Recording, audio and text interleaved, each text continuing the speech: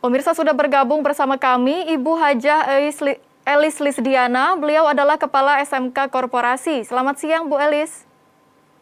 Selamat siang, Bu.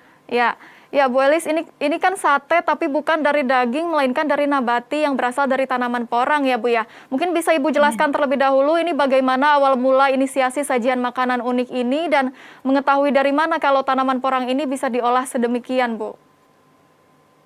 Baik, eh, terlebih dahulu saya perkenalkan tadi sudah sama pembawa acara Bu Elis sebagai Kepala SMK Korporasi.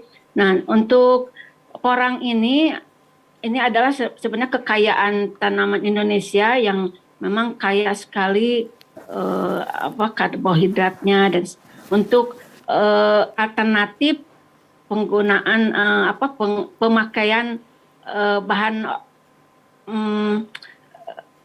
sumber karbohidrat lainnya seperti padi, jagung. Nah, ini porang ini kelas umbi-umbian seperti halnya ada talas pratama, kalau singkong. Nah, ini juga porang adalah salah satu sumber kekayaan bangsa Indonesia untuk menjadi alternatif sumber pangan untuk meningkatkan ketahanan pangan Indonesia. Nah, porang ini bisa dibuat berbagai macam olahan sampai 90-an. Nanti insya Allah nanti SMK Korporasi bekerja sama dengan salah satu pelatih tingkat nasional Pak Ibnu bersama-sama akan memberikan edukasi tentang bagaimana pengolahan porang dari mulai pasca panen sampai menjadi olahan jadi seperti pisa porang, juga tepung porang, juga ada rendang dan sate, banyak lagi makanan jenis lainnya, termasuk ada sirup. Nah, ini potensi sekali untuk pengembangan produk porang ini untuk beraneka ragam olahan makanan dan potensi untuk diversifikasi pangan di negara kita. Baik. Lalu untuk pengolahan makanan sajian sate ini sebetulnya siapa yang menginisiasikan pertama, Bu? Baik, betul anak-anak kemarin tuh magang ya di suatu perusahaan yaitu namanya pelatihnya Pak Ibnu. Nah, bareng-bareng untuk sama-sama bagaimana potensi yang di Garut ini peluang untuk penanaman atau pengembangan budidaya porang dan juga pengolahannya ya dalam jadi hulu ke hilir insya Allah kami akan mengembangkan seperti itu. Nah, jadi sama-sama kita kelompok komunitas petani porang khususnya juga para pemikir ataupun praktisi di dalam pengolahan porang bersama-sama untuk bagaimana supaya porang ini bisa bernilai jual tinggi gitu. Bukan hanya sebatas menjual umbinya saja karena selama ini umbi porangnya itu dijual langsung ekspor nilai jualnya rendah gitu ya. Tidak seperti kalau sudah diolah seperti chip, tepung, ataupun makanan lainnya bisa berlipat kali, bahkan 10 kali dari nilai umbinya sendiri. Kalau umbinya 10 sampai 15.000 maka diolah menjadi 200.000 per kilo barangkali gitu. Seperti berasnya itu lumayan harganya ya. 1 kilonya bisa sampai 200.000. Demikian. Baik. Lalu kapan dan di mana pertama kali diuji coba sate porang ini, Bu? Ya, sebenarnya ini sudah mulai diinikan oleh kami dan juga Pak Ibnu selaku mentoring ya di sekolah kami untuk memberikan meningkatkan nilai jual dari porang ini sehingga sama-sama kami memecahkan masalah makanan apa aja yang bisa disajikan dari bahan baku porang tersebut.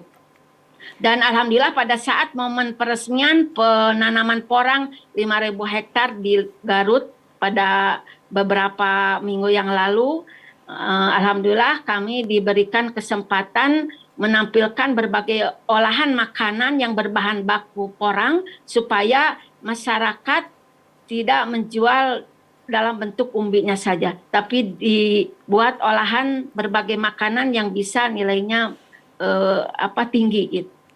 Baik. Demikian. Baik, berarti memang awal mula pengolahan makanan sate porang ini baru beberapa minggu yang lalu, begitu ya Bu ya? Masih sangat baru. Lalu untuk Masih sangat proses, baru di tahun ini. baik. Lalu untuk proses cara pembuatan sate porang ini seperti apa Bu? Mungkin boleh dijelaskan. Baik, ya sebenarnya dari umbinya itu memang ada proses cukup lama juga untuk menghilangkan kalsium oksalatnya sehingga menghasilkan tepung dan jadi difermentasi nanti untuk menghasilkan daging nabatinya.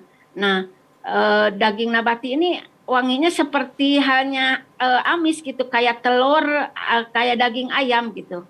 Masya Allah ya, ini setelah difermentasi ya, lalu direbus dan dicetak dan diiris kemudian dibakar Baik. seperti itu. Jadi memang tekstur dan juga baunya juga sama seperti daging hewani begitu iya, ya, hampir iya sama. betul. Baik.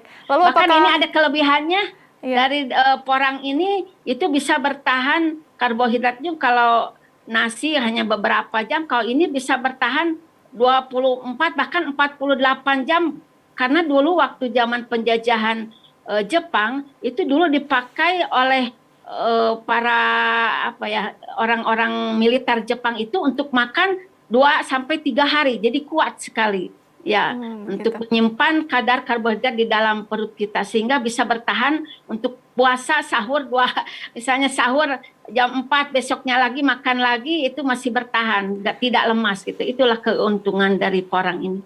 Masya Baik. Allah gitu ya. Baik, artinya memang kelebihannya ini bisa seperti nasi begitu ya, menggantikan Iya peran betul. karbohidrat nasi di dalam tubuh manusia begitu. Lalu untuk proses pembuatannya sendiri ini butuh waktu berapa lama, Bu? Dari mulai proses dari umbi sampai itu bisa 1 hari bahkan besoknya karena ini proses untuk penepungannya itu yang cukup lama. Baik, Kalau dengan menggunakan fabrikasi mesin ya cukup cepat gitu, tapi karena ini manual ya, dengan Bu ya. menggunakan teknologi yang sederhana sehingga baru bisa ya kalau pagi-pagi diolah ya besoknya baru bisa menjadi daging nabati untuk bahan sate porang ini. Demikian. Baik, mungkin ini banyak pemirsa di rumah yang penasaran, Bu, sebenarnya seperti apa ya Bu rasa sate porang ini? Gambarannya seperti apa?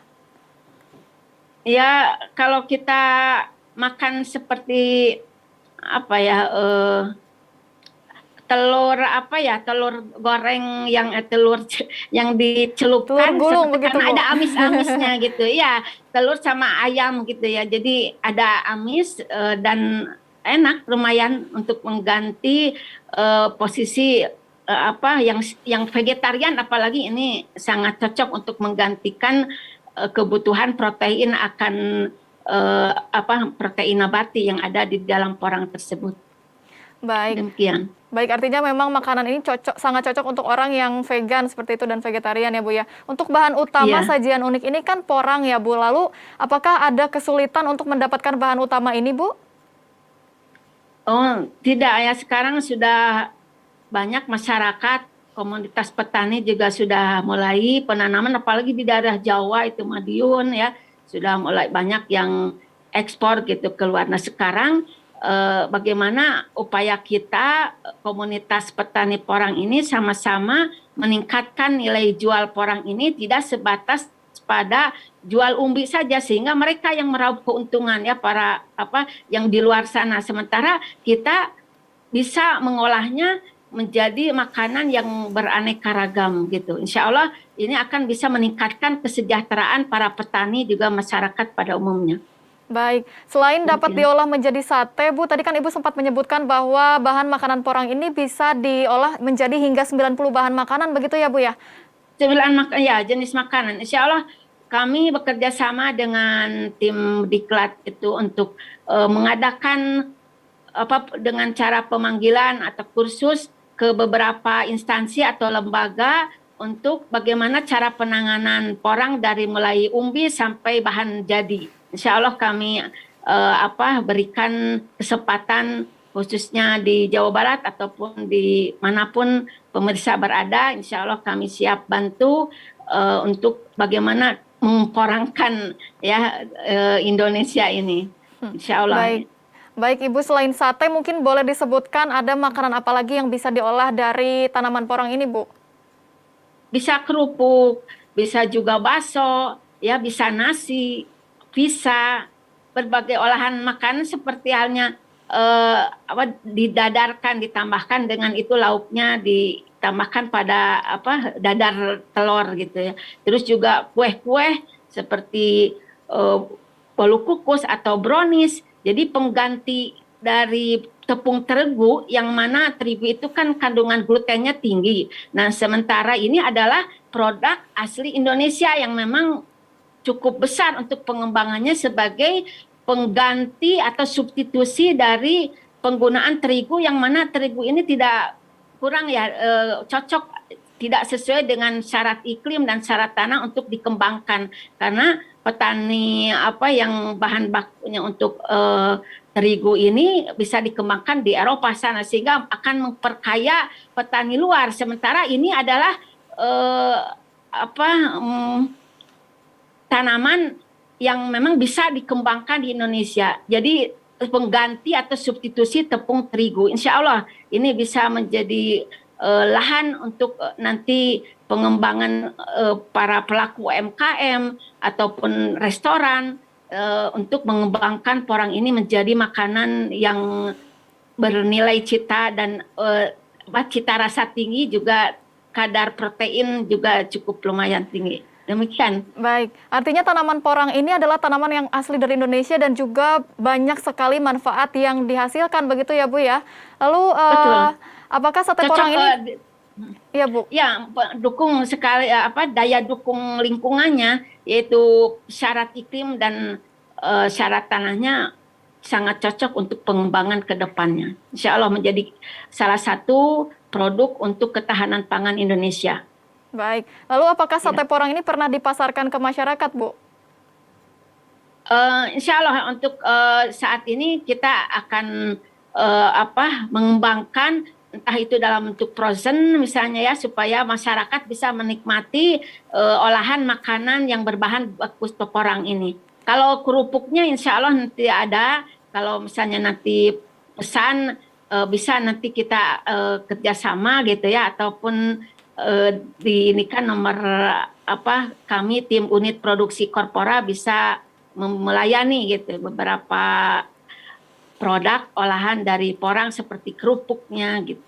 Baik. Ataupun nanti browniesnya misalnya kita akan coba insya Allah. Iya, baik Bu Elis, nanti kita akan lanjutkan lagi perbincangan kita, namun sekarang kami harus jeda terlebih dahulu. Pemirsa tetaplah bersama kami, Dialog Nusantara Siang akan kembali sesaat lagi.